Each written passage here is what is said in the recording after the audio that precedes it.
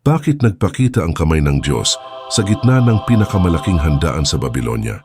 Noong gabing iyon, si Haring Belshazzar ay nagdaos ng isang marangyang piging sa palasyo ng Babylonia.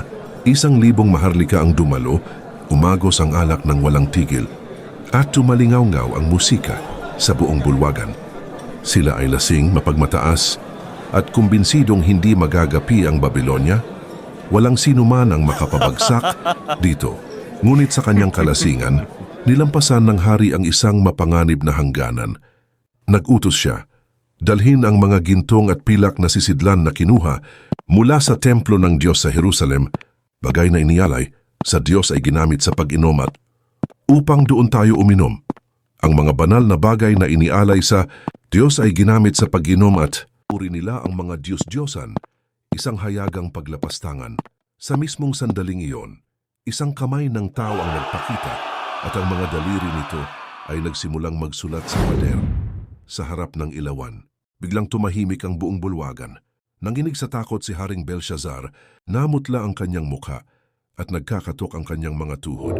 Tinawag niya ang mga pantas at mga salamangkero, ngunit wala ni isa man sa kanila ang nakabasa ng nakasulat.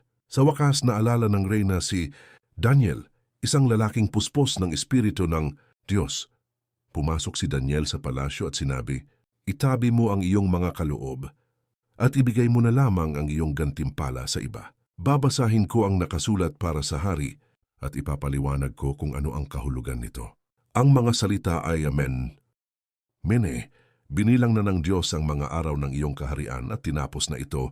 Tekel, ikaw ay tinimbang sa timbangan at natagpo ang kulang. Upharsin, hahatin ang iyong kaharian at ibibigay sa mga Medo at Persyano. Wala nang pagkakataon para itama ito. Sa mismong gabing iyon, nasakop ang Babylonia. Napatay si Haring Belshazzar. Isang makapangyarihang imperyo ang bumagsak sa loob lamang ng isang gabi.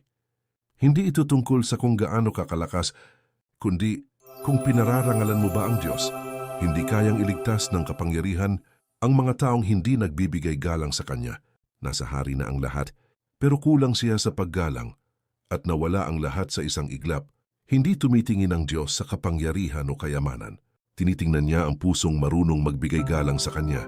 Ngayon may pagkakataon pa tayo. Igalang natin ang Diyos bago pa lumitaw ang sulat sa dingding. Kung pinipili mong tumayo kasama ng Diyos, isulat mo, "Pinararangalan ko ang Diyos."